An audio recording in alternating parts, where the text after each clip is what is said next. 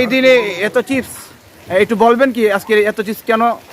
আসসালামু আলাইকুম ওয়া রাহমাতুল্লাহ। প্রিয় শ্রদ্ধাভাজন, আপনি সুন্দর প্রশ্ন করেছেন। আপনার সুন্দর প্রশ্নে আমি খুবই আনন্দিত। এমন দিনে আপনি প্রশ্ন করেছেন যে দিনে আমি পুরো পৃথিবীতে দ্বিতীয় ফেরাউন মানে অর্থাৎ ফ্যাসিস্ট হাসিনাকে আমরা কি করছি, সকল ঐক্যবদ্ধ হয়ে ঢাকার ঘনভবন থেকে তাকে এক লাভে আমরা ভারতে পাঠিয়ে দিয়েছি। এখনো পর্যন্ত আমরা সফলভাবে আসছি। বর্ষপূর্তি উপলক্ষে ফ্যাসিস্ট সরকার 1 বছর যাওয়া উপলক্ষে তিনি ভারতে গিয়েছেন, 1 বছর হয়েছে।